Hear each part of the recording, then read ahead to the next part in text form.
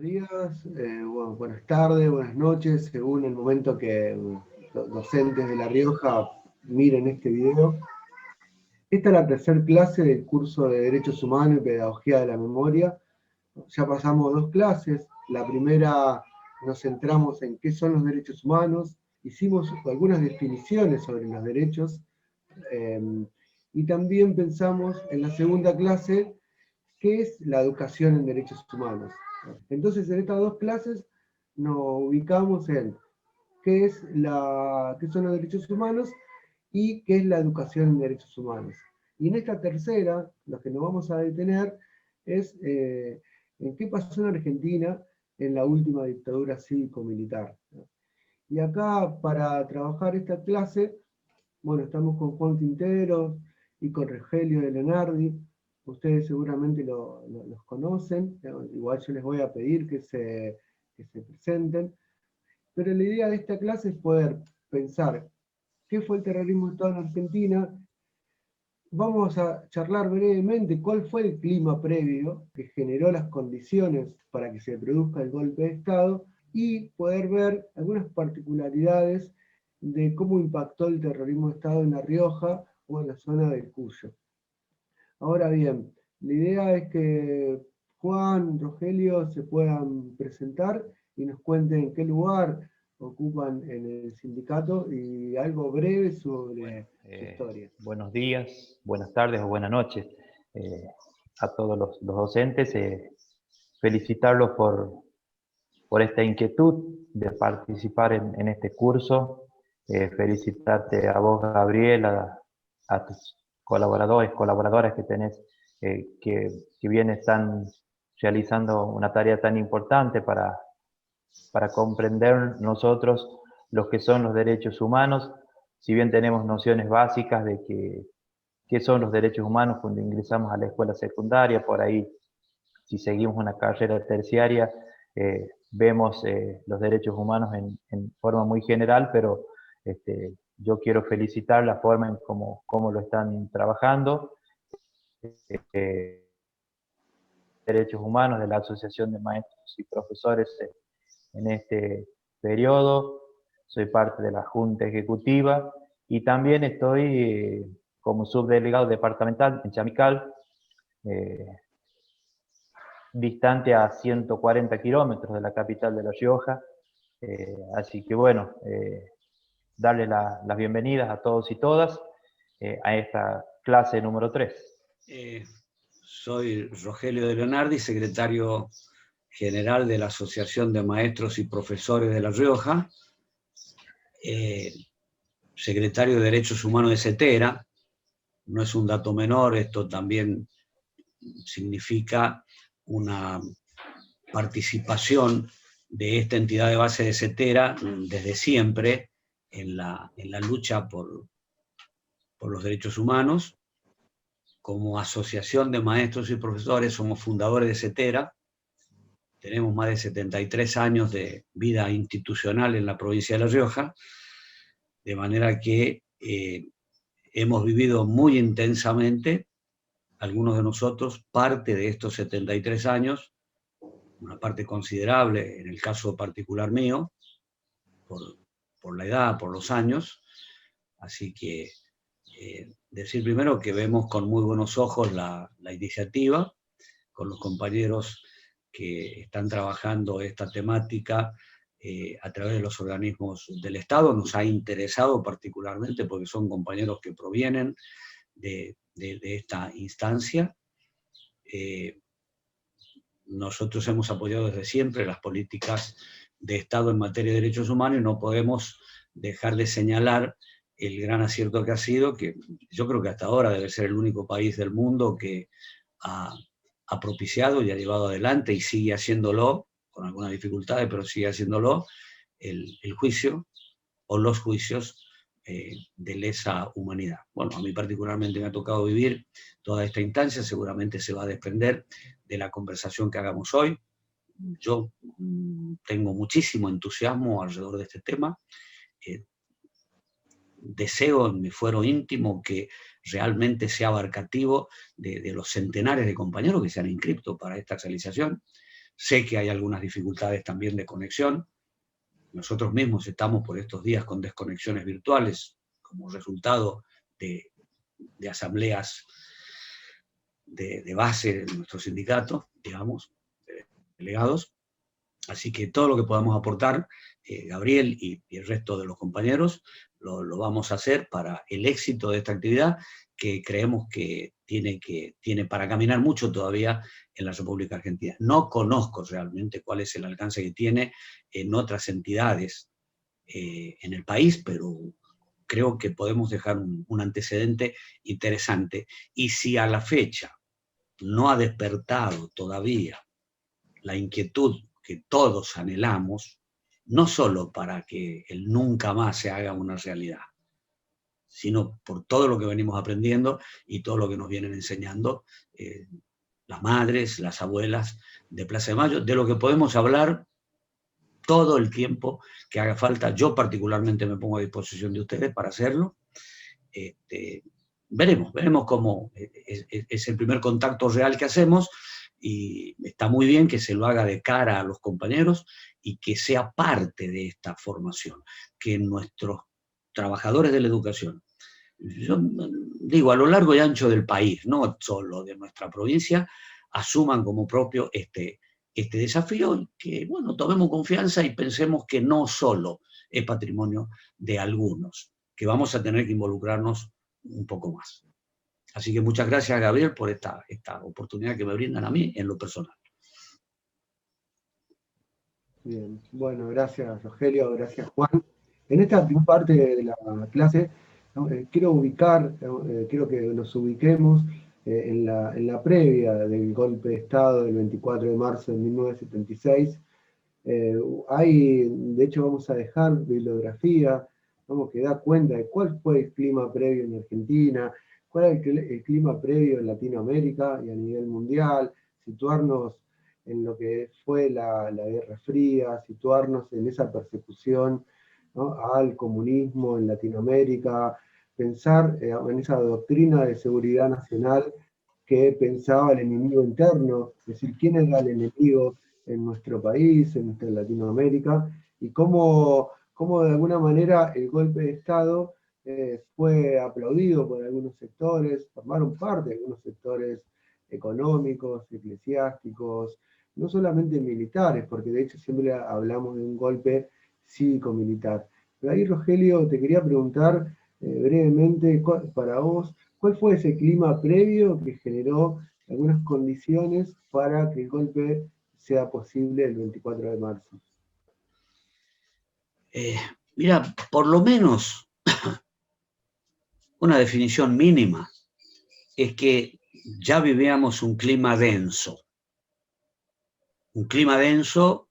insospechado, no era común para los ciudadanos riojanos. Vos querés que hablemos de la situación particular. No era usual para el riojano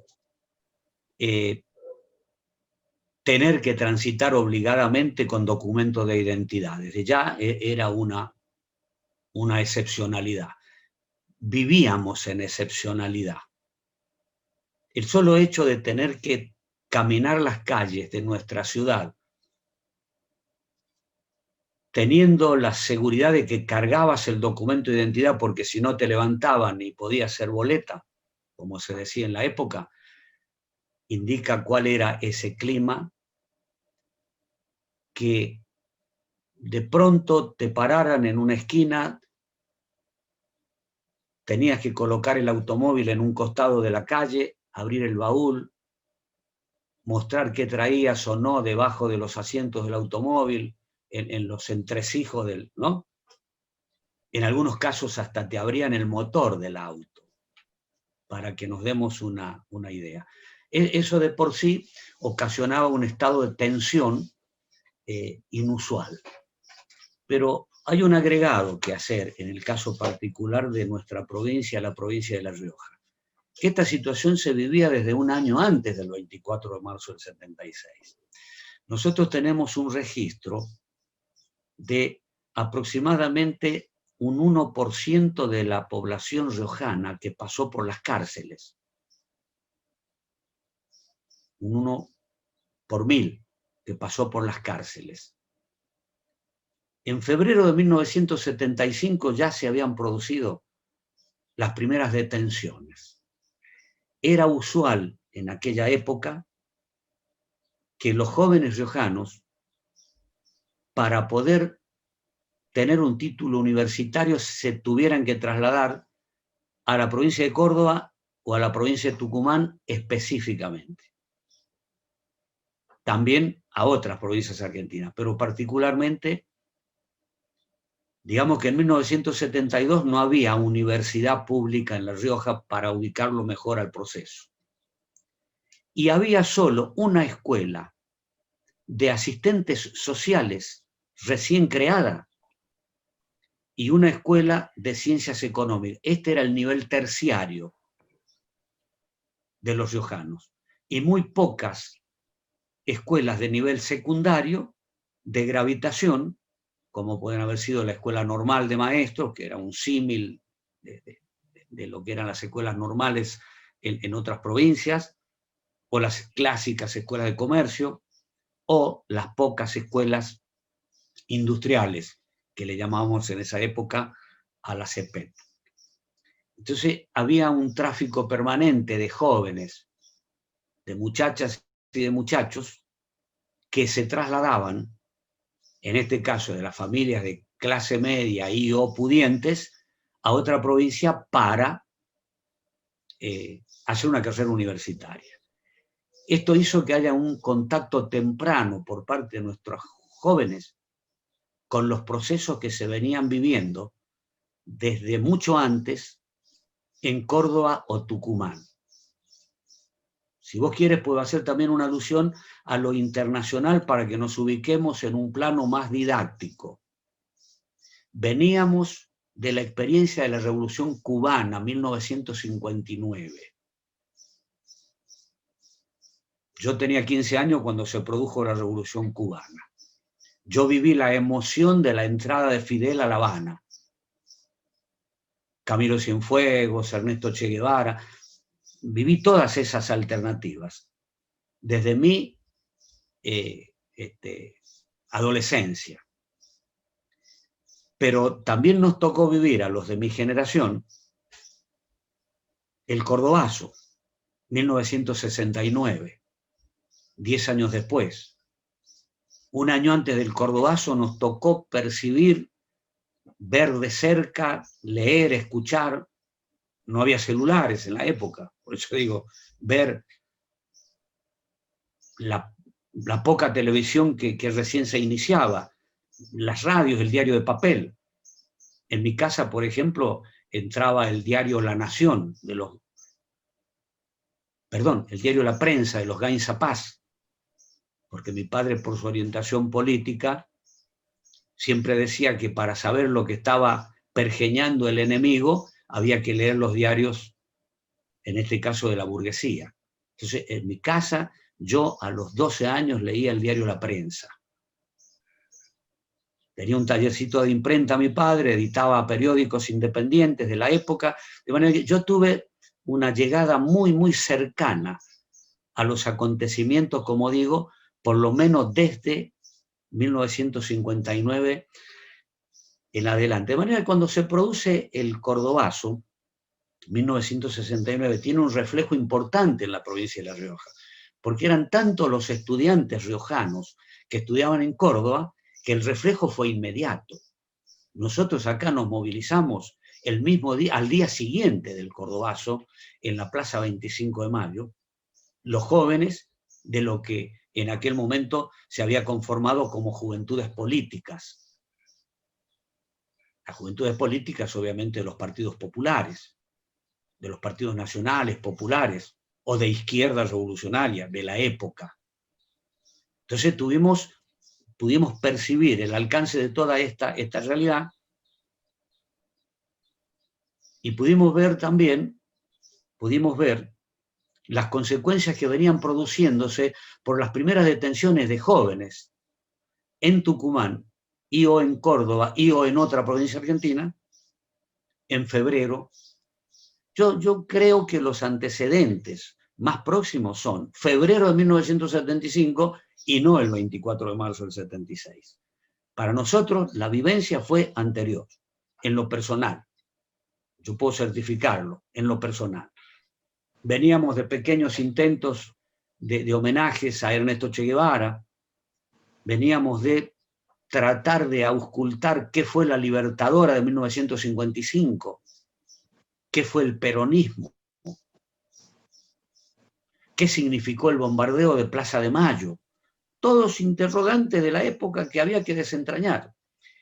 Y hoy se conoce poco todavía, o es una suerte de grupo de élite, no porque quieran ser grupo de élite los que tienen alcance. ¿Cuántos jóvenes hoy sabrán que hubo 300 muertos en Plaza de Mayo por parte de la aeronáutica, de nuestras propias Fuerzas Armadas argentinas? ¿En cuántos lugares del mundo se habrán dado situaciones de este tipo donde las Fuerzas Armadas conspiraban y destruían la vida de nuestros propios compatriotas, con el pretexto claro de derrotarlo al general Perón? Me refiero a 1955, a la resistencia peronista, que fue larga, que fue una extraordinaria epopeya en la Argentina, que incluso, y hay que decirlo autocríticamente, muchos de nosotros en su momento no lo distinguíamos como tal. Hoy, a la luz de la historia, a la luz de todo lo que uno puede y sigue auscultando y leyendo, entonces, si ya hubo una veintena de detenidos en febrero del 75, te imaginas, el 24 de marzo, no fue ninguna novedad. Para mí, yo que venía de la militancia política partidaria. Yo, pocos días antes, había participado de una de las últimas reuniones de mi partido, en la que ya se había hecho señalamientos muy claros. Había que tener mucho cuidado porque el golpe estaba ya en ciernes. Y el golpe se produjo en la madrugada del 24 de marzo de 1976, un día lluvioso para los riojanos, de otoño, con algo de lluvia. Esto como parte de los antecedentes. Después, ¿qué tengo para agregar? Que toda la experiencia que venía dándose en los países centrales recalaban en nuestro país también. Entonces, 1976 es un año que corona un golpe de Estado mal clasificado por algunos, cuando dicen cívico-militar. Fue un golpe cívico-militar eclesiástico el del 24 de marzo del 76. Hubo complicidad de la jerarquía eclesiástica de la República Argentina. Y en La Rioja hubo complicidad hasta por parte del capellán del ejército, el cura Pelanda López, que entraba impúdicamente a nuestras celdas. Yo caí preso el mismo 24 de marzo de 1976, el día del golpe, a las 8 de la tarde. El golpe fue a las 6 de la mañana, yo caí a las 8 de la tarde. Entraba impúdicamente a las celdas a recomendarle a nuestros muchachos, a mí no tenía contacto conmigo, particularmente a nuestros compañeros de la heroica JP, a pedirles que para que dejen de torturarlos, declaren todo lo que saben. Y esto se sabe poco. Esa fue la participación de la Iglesia, de una parte de la Iglesia, porque además hay que decir que si el golpe fue el 24 de marzo del 76, los primeros activos de la brutalidad del golpe, de su condición de golpe genocida, fue el asesinato de los curas de Chamical, el asesinato de Monseñor Angelelli y el asesinato del laico Pedernera. ¿Cómo se vivió todo esto? ¿Te imaginas? 4 de agosto. Penitenciaría local. Seguramente más de 100 presos políticos en el momento. Cuando llega la noticia del accidente, entre comillas, que sufre en la ruta Monseñor Angelelli, allí en Punta de los Llanos, cerca del poblado de Juan Ramón, cerca de Chamical, donde se levantó hay toda una cripta, una cosa hermosa ahí, del recordatorio de la feligresía y no solo de la feligresía, porque somos muchos agnósticos que estamos participando permanentemente en ese recordatorio. Fue vilmente asesinado Monseñor Angelelli. Y necesariamente nosotros teníamos que asociarlo con otras cuestiones. El asesinato de Arnulfo Romero, arzobispo allá en Centroamérica, ¿no? En El Salvador, en algunos de estos países del Caribe. Y teníamos idea de quién era él del Cámara, el obispo rojo de Brasil, porque a Monseñor Angelelli también le cargaron el mote de comunista, porque todos éramos comunistas entonces. Entonces, la forma de llegada a la opinión pública fue el engaño. Entonces, decirle a la feligresía riojana que Monseñor Angelelli era comunista, o que su relación con Alipio Eduardo Pauletti, director del diario El Independiente, un hombre de extracción marxista como yo, de íntima relación con Monseñor Angelelli, entonces había un diario de la época, el diario El Sol, de un tal Saavedra Paz, de aquellos empresarios exitosos, que los hay mucho en el país, que creó el diario para enemistarlo a Monseñor Angelelli con su feligresía. Lo logró relativamente, pues no es que no lo logró. Entonces, cuando lo citaban a Monseñor Angelelli, lo citaban como Satanelli. Y si era Satanelli y era comunista, bueno, estaba bien que lo matemos. Lo que se hizo con los curas de Chamical, que de eso conoce mucho Juan Ramón, hay una casa de la memoria allí en Chamical, hay un trabajo muy interesante de jóvenes que yo celebro que existan estos momentos, incluidos los curas que han ido pasando por la parroquia allí de Chamical, han quedado muy marcados por la pastoral social de Monseñor Angelelli, que enamora a cualquiera, por su equidad, por su justicia social y demás. Vuelvo sobre esto porque a los curas de Chamical los asesinan el 18 de julio, estoy hablando del año 76, unos días antes del asesinato de Monseñor Angelelli. Monseñor Angelelli con el conocimiento de que le podía pasar esto, de que le iba a pasar esto. Y la determinación que toma Monseñor, que es muy seria y muy de considerar, de no alejarse, de no irse, porque era dejar solas a sus ovejas y porque era dar la imagen contraria a la que él quería dar. Murió en ese holocausto, a pesar de la seria marca que le pusieron con decir, bueno, mira, ahora te toca a vos. Lo mismo sucedió con el laico Pedernera, en otra localidad cercana a la ciudad de Chilecito. Es decir, que se ensañó la dictadura militar no solo sobre los comunistas, era un pretexto en todo caso, la subversión comunista. Bueno, Rogelio, algunas cosas interesantes que marcaste. En primer lugar, esta cuestión del clima previo y de algunos discursos que fueron instalándose en la sociedad. Yo recuerdo, si uno repasa las tapas de los diarios, continuamente hay una palabra que aparecía que estaba vinculada al caos. En la Argentina, en 1975, post muerte de Perón, muchos de los sentidos que circulaban en la sociedad era el caos. Bueno, ¿quién mejor, ¿no?, para ordenar ese caos, ¿no? Era golpearle la puerta nuevamente a las Fuerzas Armadas para el orden. Siempre hay un sentido, frente al caos aparece el orden, ¿no?, acompañado también de una significación a ciertos partidos políticos, a la militancia revolucionaria, porque estamos hablando en Latinoamérica, en ese momento, de revoluciones, estamos hablando de luchas en definitiva, por proyectos de país, por vivir mejor, pero está esta idea de por algo habrá sido, por algo será. Ahí yo quiero particularizar dos cosas breves, y quiero que, Rogelio, a ver si la podés ampliar. La primera es que cuando hablamos de que el golpe fue cívico, militar, eclesiástico, pensar que la iglesia no es una sola cosa. No estamos diciendo usted, iglesia, toda la iglesia, desde el Papa hasta el último que participa, fue parte del golpe, ¿no? Eso es tampoco es así.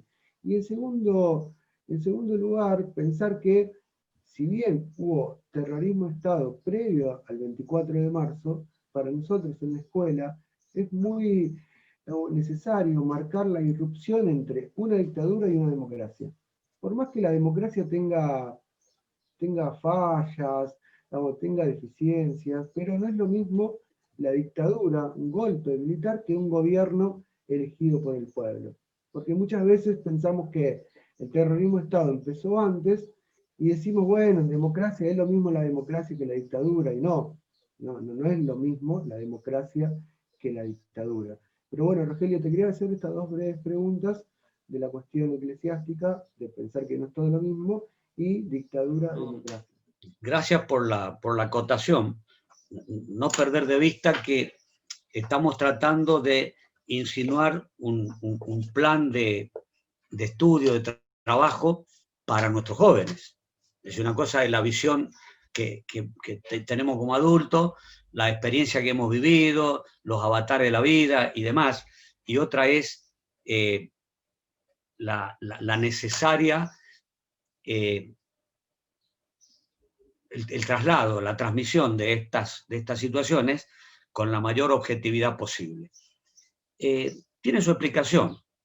Empecemos por lo de cívico, militar, eclesiástico. Monseñor Angelelli es la mejor muestra del desapego que tuvo la jerarquía de la Iglesia para con sus curas. El asesinato del padre Mujica es la mejor muestra también de la persecución que se desata sobre los sectores de la Iglesia que vienen con las ideas de los concilios vaticanos, donde se va abriendo camino la idea de la justicia social, de la igualdad, de romper con la explotación, que la Iglesia lo dice con mucha propiedad y que jamás la vamos a escuchar que lo diga en forma desmedida, siempre en forma medida. Pero parte de la jerarquía, incluso debe haber sido parte de la jerarquía, lo interpretó de otra manera, interpretó en el mejor lenguaje golpista. Para que ese caos del que vos hablabas vuelva a la normalidad, había que encaminar las cosas de tal manera que yo omití hablar de las 3A. Yo soy uno de los ciudadanos de La Rioja, anterior a 1976, más concretamente 1975, amenazado por las 3A. ¿Qué significaba? Me lo digo gráficamente, porque por ahí la gente fantasea. Era el correo del Estado, el correo habitual. Una carta simple, un sobrecito cuadradito de los comunes, ya no hay ese, ahora hay correo electrónico. Bueno, era una carta que me llega por correo a mi casa, simple para que no identifiquen el origen de quien la envía, si era certificada o expreso de la época, había que firmar en algún lado. Entonces era una simple estampilla de 5 centavos de la época tal vez, un sello y esperar 2, 3, 5, 10 días. Se presumía que venían desde Córdoba las cartas con la amenaza de las 3A. Era una cartita simple, escrita con máquina de escribir de la época, porque no existía la computadora, que decía usted, no sé cómo decía, pero decía usted va a pasar por las armas, va a ser pasado por las armas. Esa cartita la recibieron seguramente decenas y decenas de riojanos. Después, con el tiempo, yo me enteré que a esa cartita de las 3A la recibió Monseñor Angelelli, la recibió Alipio Eduardo Pauletti, el director del diario, así como la recibí yo, y cuántas decenas y decenas de personas más la habrán recibido. Es decir, estaba tan orientado que era para los comunistas, para los marxistas, para los peronistas que sacaban el pie del plato, para los curas también. Por eso Monseñor Angelelli. Entonces, en esa lucha encubren de tal manera las cosas que entra en el imaginario de la gente cuando se dice pongamos orden, hay caos, están tomando una universidad allá, están en huelga los cañeros de Tucumán porque no les pagan. Fíjate que se dan después asesinatos notables, como el de Francisco Isauro Arancibia, secretario general de la Asociación de Trabajadores de la Educación de Tucumán, fundador de CETERA. Nosotros también hemos sido fundadores de CETERA, desde La Rioja. Yo personalmente también. Pero a Isauro Arancibia lo asesinan el 24 de marzo a las 2 de la mañana cuando se inicia el golpe de Estado. Cuenta Eduardo Rosenbay en La oruga sobre el pizarrón, que es un clásico de la literatura hoy, que yo lo recomiendo mucho. Es como una novela policial, donde está cómo se mueve la cabeza de Isauro Arancibia, que vivía en el sindicato, él era soltero, tenía una piecita en el fondo, y si esa noche habían discutido con la junta ejecutiva del sindicato, si esa noche se quedaba a dormir ahí o se iba, todo el mundo le recomendó que se vaya, porque estaba ya con también había recibido la cartita, seguramente. Entonces, el autor del libro, Eduardo Rosenbay, dice en su apertura del libro, a la dictadura militar le hacía falta la muerte de un maestro. Había que dar el ejemplo, había que mostrar que la docencia argentina era toda subversiva, que había que terminar con la subversión, pero también había que terminar con la subversión en la iglesia y había que asesinarlo a Monseñor Angelelli. Y así de seguido. 1929 fue el primer golpe de Estado en la Argentina. Veníamos de transitar ya unos cuantos. El del 55 tuvo su característica también. Yo recuerdo cuando se quemaban iglesias. Y de paso, era fácil achacárselo al peronismo. Haya sido o no el peronismo en el imaginario popular que daba, que el peronismo era apátrida, encima luchaba contra la religión. Obvio que había que perseguirlos.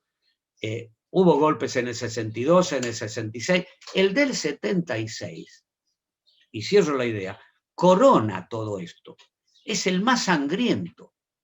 Es el golpe por antonomasia. Los otros fueron golpes chicos, si se quiere. Exterminaron 30.000 seres humanos, hombres, mujeres y niños. Arrojaron cadáveres desde los aviones de los vuelos de la muerte. Los arrojaban, como el caso del Negrito Avellaneda, en las costas uruguayas. ¿Cuántos? Centenares. Los metían en un tacho de cemento para que queden pegados ahí y los largaban desde los aviones. Esto es lo que pasó con la dictadura instaurada el 24 de marzo del 76, y esto es lo que como trabajadores de la educación, como docentes, tratamos de insinuar a nuestros jóvenes, y tenemos que militarlo a esto, caminarlo. Que nunca más, como dice el documento liminar de todo esto. Porque el algo habrán hecho. Yo me acuerdo cuando a mí me sacaban del departamentito donde yo vivía acá, en los monoblocks, en la ciudad de La Rioja, me sacaron de mi casa a las 7:30, 8 de la tarde, gente de gendarmería, armas largas, y yo escuché una vecina que preguntó, pues yo no podía mirar a los costados, yo escuché que preguntó, ¿lleva armas?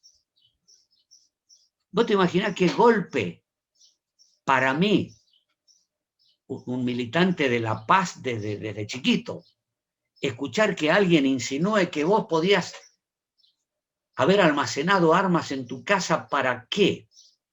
Era como pretender que Monseñor Angelelli tenga armas. Entonces, yo digo, hasta cierto punto, no voy a decir qué inocentes que éramos, pero éramos jóvenes con ideales revolucionarios, sí. Veníamos de la Revolución Cubana, admirábamos, sí. La Revolución China en su momento, sí. Era en Latinoamérica, era esto. En Centroamérica, sus experiencias. Cada país tuvo la suya. Y nosotros no podíamos escapar a esa general de la ley. Y mucho menos los jóvenes de la época. De manera que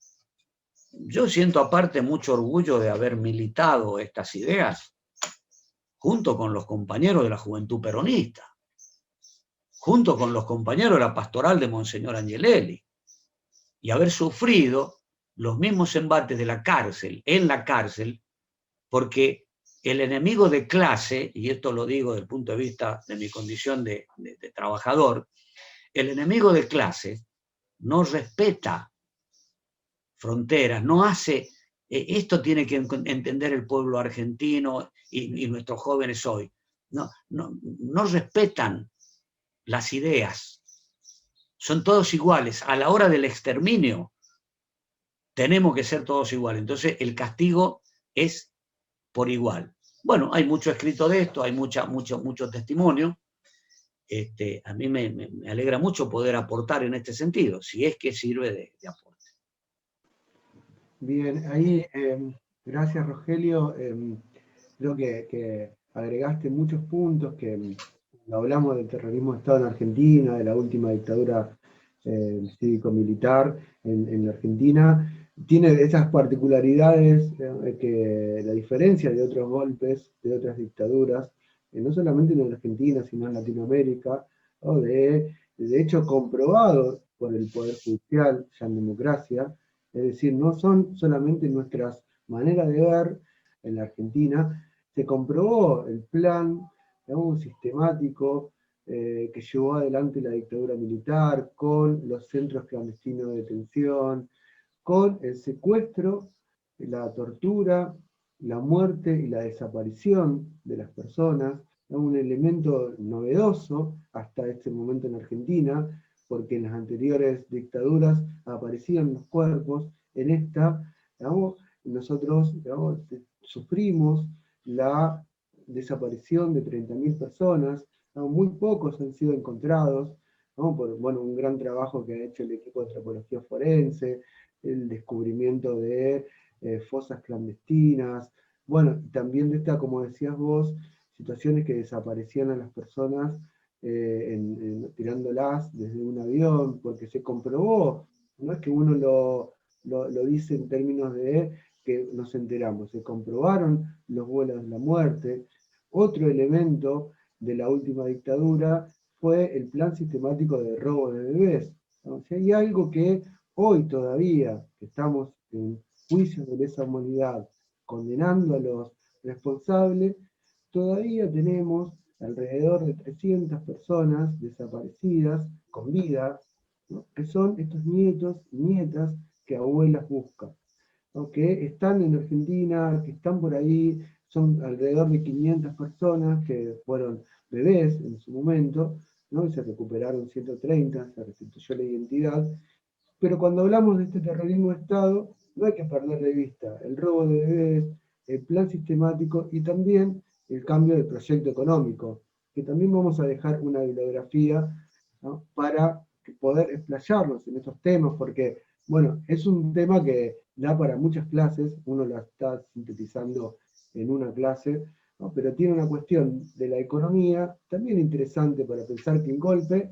no solamente vino a irrumpir el gobierno del entonces Isabel Perón, sino que, bueno, hubo un cambio económico que, bueno, trajo sus consecuencias. Creo que hasta el día de hoy hay algunas consecuencias que lo estamos sufriendo con el neoliberalismo, bueno, como gran proyecto económico de las grandes potencias, que empieza en el golpe militar. Así que, bueno, Rogelio, gracias.